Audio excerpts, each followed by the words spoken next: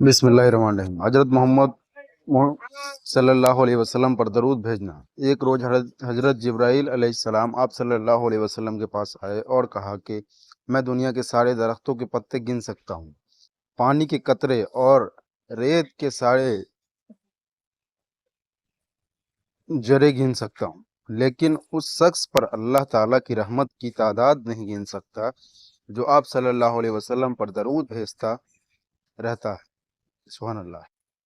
حضرت محمد صلی اللہ علیہ وسلم پر درود بھیجنا۔ ایک روز حضرت جبرائیل علیہ السلام آپ صلی اللہ علیہ وسلم کے پاس آئے اور کہا کہ میں دنیا کے سارے درختوں کے پتے گن سکتا ہوں، پانی کے قطرے اور ریت کے سارے جرے گن سکتا ہوں، لیکن اس شخص پر اللہ تعالیٰ کی رحمتوں کی تعداد نہیں گن سکتا جو آپ صلی اللہ علیہ وسلم پر درود بھیجتا رہتا ہے۔ سبحان اللہ۔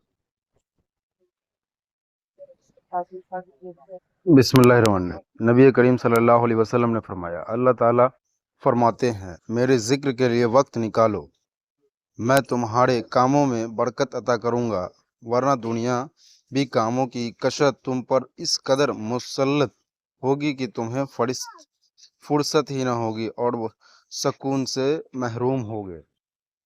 صحیح بخاری کی حدیث ہے۔ نبی کریم صلی اللہ علیہ وسلم نے فرمایا، اللہ تعالیٰ فرماتے ہیں میرے ذکر کے لیے وقت نکالو، میں تمہارے کاموں میں برکت عطا کروں گا، ورنہ دنیاوی کاموں کی کثرت تم پر اس قدر مسلط ہوگی کہ تمہیں فرصت ہی نہ ہوگی اور سکون سے محروم ہوگے۔ صحیح بخاری کی حدیث ہے۔ بسم اللہ الرحمن الرحیم۔ نبی کریم صلی اللہ علیہ وسلم کی نصیحت۔ رسول اللہ صلی اللہ علیہ وسلم نے فرمایا، تم کسی کمزوریوں کی تلاش میں نہ رہا کرو اور جاسوسوں کی طرح کسی کے عیب معلوم کرنے کی کوشش بھی نہ کرو۔ صحیح بخاری کی حدیث سے۔ نبی کریم صلی اللہ علیہ وسلم کی نصیحت۔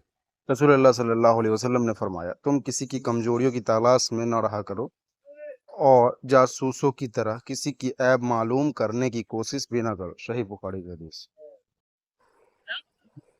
بسم اللہ الرحمن الرحیم۔ رسول اللہ صلی اللہ علیہ وسلم نے ارشاد فرمایا، جو شخص رات کو وضو کر کے سوئے اور تو ایک فرشتے اس کے پاس رات گزارتا ہے، جب وہ شخص اٹھتا ہے تو وہ فرشتے کہتا ہے، اے اللہ اپنے بندے فلاں بندے کی مغفرت فرما کیونکہ وہ وضو کر کے سویا ہے۔